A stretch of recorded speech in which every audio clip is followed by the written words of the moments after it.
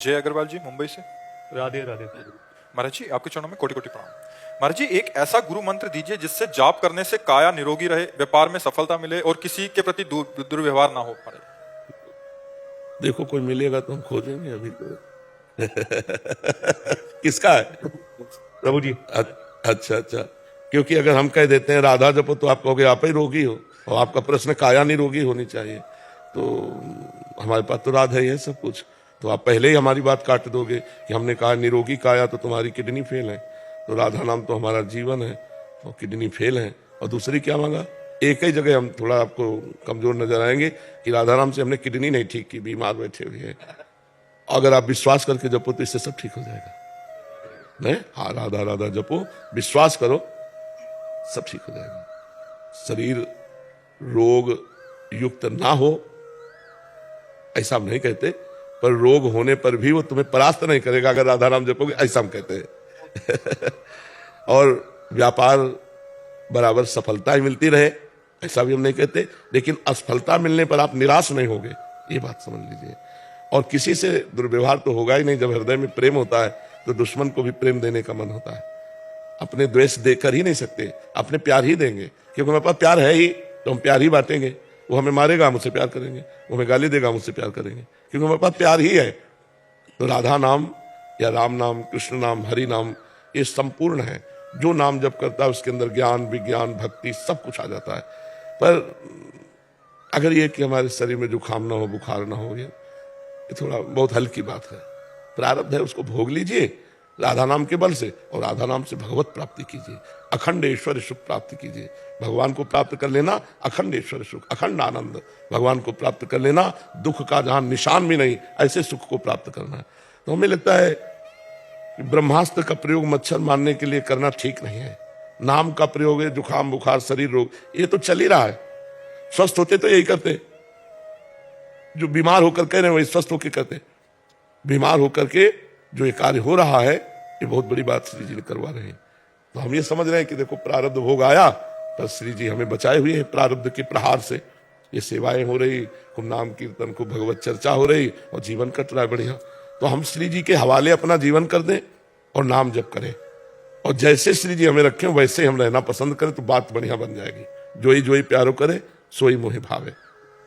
इस बात पे आ जाओ तो ज्यादा अच्छा हो जाएगा। नहीं, हो सब कुछ सकता है। तुम निरंतर राधा नाम जप करो, जो चाहोगे हो जाएगा, जो चाहोगे हो जाएगा, सब कुछ हो जाता है। पर फिर जब भजन का रस आता है तो शरीर कोई महत्व नहीं रह जाता, और जिसका कोई महत्व नहीं, वो बीमार हो स्वस्थ हो क्या फर्क पड़ता है। अब अभी चूंकि आप शरीर ही में हो, इसलिए शरीर ही प्यारा है आपको, तो लगता है ये शरीर कहीं बीमार ना हो जाए, कहीं इसको कष्ट ना हो जाए। अभी शरीर में प्रधानता भगवान में नहीं है। जिस दिन भगवान में हो जाएगी तो शरीर का कोई महत्व नहीं रहता है। भजन करो तो धीरे धीरे ऐसा समझ में। अगर हम चाहेंगे तो रोग भी ठीक हो सकता है। हाँ बिल्कुल, नहीं, क्यों नहीं ठीक हो जाएंगे।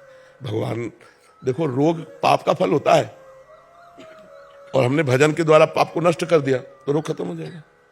पाप ही का तो फल है रोग। तो कहते हो आप क्यों नहीं नष्ट कर लेते? क्योंकि हमें जरूरत नहीं, हमारा काम हो गया। हमारी गाड़ी घर के पास आके खड़ी हुई, हम उतर गए, उसमें आग लग गई, हमें क्या परेशानी? रास्ते में होते तो परेशानी हो सकती थी, घर आ गए अब कोई परेशानी नहीं है, हमें कोई परेशानी नहीं। जितना भी कष्ट है वो बहुत सुख से भी ज्यादा मीठा है हमें, क्योंकि मेरे प्यारे के द्वारा दिया हुआ है, वो बहुत अच्छा है।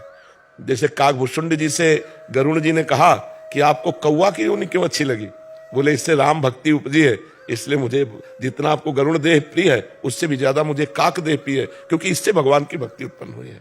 तो हमें लगता है ये पहली वाली बात में थोड़ा ढीला कर दो, जैसे चाहो प्रभु वैसे मुझे रखो, पर मैं आपको भूलूं नहीं। दुख में भी इतनी हिम्मत दो कि मैं दुख को पार कर जाऊं।